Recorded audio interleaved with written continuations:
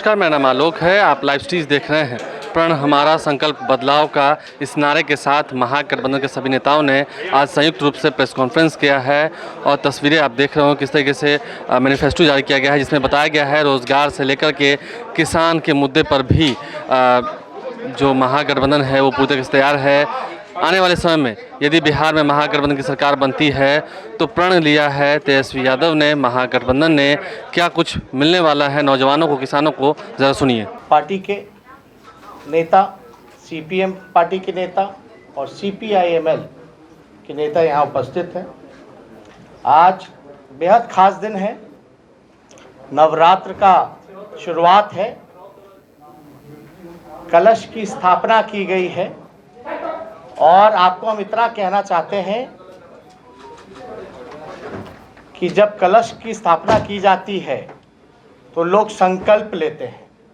आज 10 मिनट हमको देरी हो गई आने में, क्योंकि आज हम लोगों ने कलश की स्थापना की है और संकल्प हमने लिया है और बेहद खुशी है कि आज का दिन हम लोगों ने चुना है और आज के दिन आप लोगों के सामने हम लोगों ने पेश किया है जो प्रण हमारा संकल्प बदलाव का। मैं फिर से दोहराता हूँ, प्रण हमारा संकल्प बदलाव का। इसमें ज़्यादा समय मैं नहीं लूँगा, कॉपी जो है वो डिस्ट्रीब्यूट किए जाएंगे और बाकी करके अन्य दलों के नेता भी अपनी बात को प्रमुखता से आपके सामने रखेंगे। आप सब लोगों को मैं बताना चाहूँगा कि हमने जो वादा किया था, क्योंकि हम ठेठ बिहारी हैं, जो कहते हैं वो करते हैं। पहले भी कहा था डीएनए शुद्ध है। हमने पहले आप लोगों को ये बताया था कि अगर हमारी सरकार बनती है, अगर जनता हमें, बिहार की जनता हमें मौका देती है, तो पहले कैबिनेट में पहले दस्तखत अगर मेरा कलम चलेगा तो 10 लाख नौजवानों को हम रोज़गार देने का काम करेंगे, पहले कैबिनेट में। दूसरी बात हम लोगों ने ये कही थी कि जो भी छात्र छात्राएं या नियुक्ति के लिए आवेदन फॉर्म जो भरा करते हैं उसको हम लोग माफ़ करेंगे। तीसरी बात, परीक्षा केंद्र जाने के लिए जो किराया होगा वो हम देंगे। एक लॉकडाउन के समय आप लोगों ने देखा जितने हमारे श्रमवीर थे किस हालात में थे, फंसे हुए थे। अभी भी कोरोना काल ख़त्म नहीं हुआ है और अभी भी आप देख सकते हैं, हम तो दिल्ली एयरपोर्ट जाते हैं, बड़ी संख्या में लोग जो हैं दिल्ली, बॉम्बे फ्लाइट से बल्कि लोग वापस जा रहे हैं। रेलवे स्टेशनों की हालत आप लोगों से छुपी नहीं। हम लोगों को संकल्प लेना है कि पलायन रोकना है, लेकिन अभी जो स्थिति बनी हुई है उसको लेकर के हम लोग जो है कर्पूरी श्रम वीर सहायता केंद्र पूरे देश में हर जगह खोलेंगे। जहां कभी भी कोई आपदा आएगी तो उन मजदूरों के देखभाल के लिए, सेवा के लिए वो चीज़ किया जाएगा। चौथी बात, नियोजित शिक्षकों के लिए जो हम लोगों ने बात की थी कि उनकी बड़ी लंबे समय से डिमांड रही है कि समान काम समान वेतन मिलना चाहिए, इसको हम लोग जो है पूरा करेंगे। इंफ्रास्ट्रक्चर के क्षेत्र में पुल पुलिया, एक्सप्रेसवेज जो हैं वर्ल्ड क्लास हों, इस पे हम लोगों का पूरा ध्यान रहेगा। आप सब लोगों को, कुछ लोगों को पता होगा, जब हम डिप्टी सीएम थे, डिप्टी सीएम पथ निर्माण विभाग हमारे पास था। अभी तक कुछ समय तक पटना एयरपोर्ट कहाँ नया बनेगा ये तय नहीं हुआ था। हमारी कैबिनेट ने वो तय किया था कि बीटा का जो एयरपोर्ट है उसको हम लोग परमानेंट पटना का एयरपोर्ट बनाएंगे। उस समय हम पथ निर्माण विभाग मंत्री थे, हमने बजट में भी इस चीज़ को इंक्लूड किया था कि मॉडर्न एक्सप्रेसवे जो होता है डेडिकेटेड टू एयरपोर्ट, वो हम लोग जो है उसकी शुरुआत करेंगे। तो वैसे कई एक पुल पुलिया, बड़े एक्सप्रेसवेज जो हैं वो हम लोग काम देखेंगे।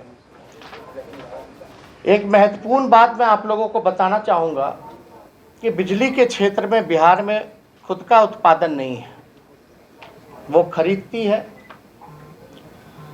और वो महंगे दामों में, दरों में बेचती है।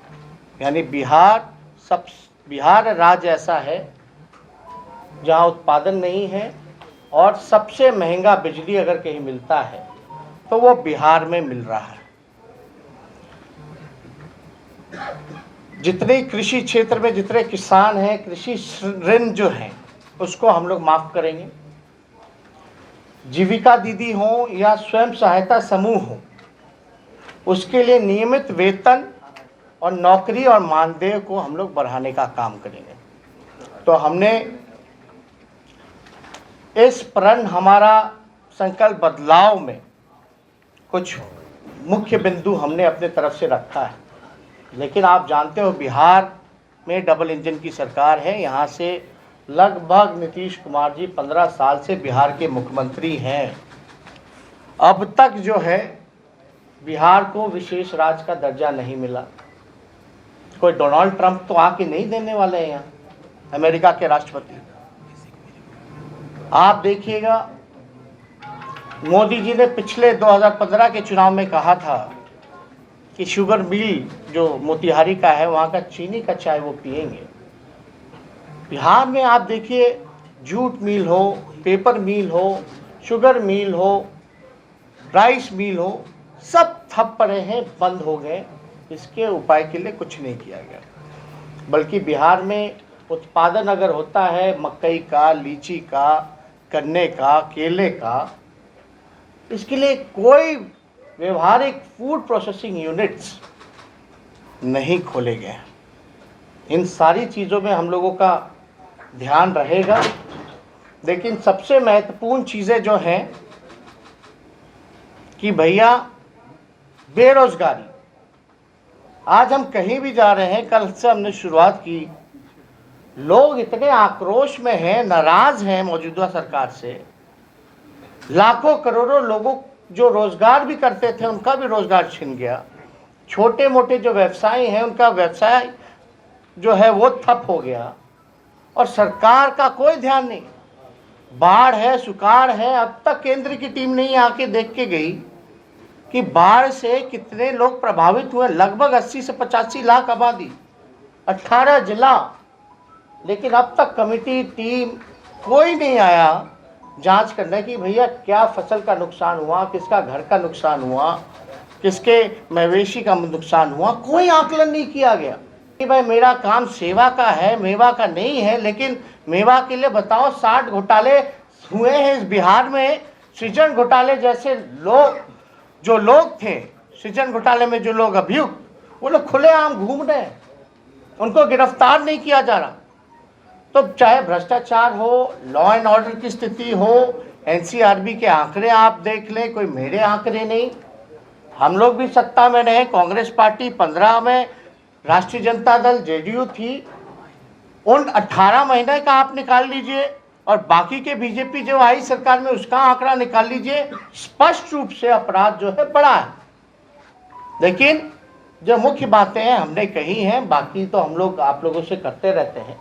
ज़्यादा समय हम ना लेते हुए, मुझे पूरा विश्वास है बिहार की जनता पर कि जो विकल्प हम लोगों ने, महागठबंधन के लोगों ने, आरजेडी, कांग्रेस, लेफ्ट की तीनों पार्टियों ने एक साथ आकर के बिहार की जनता के सामने जो संकल्प लिया है, जो प्रण है हमारा, उसको हम लोग सरकार बनने के इमीडिएटली बाद ही उसको पूरा करेंगे।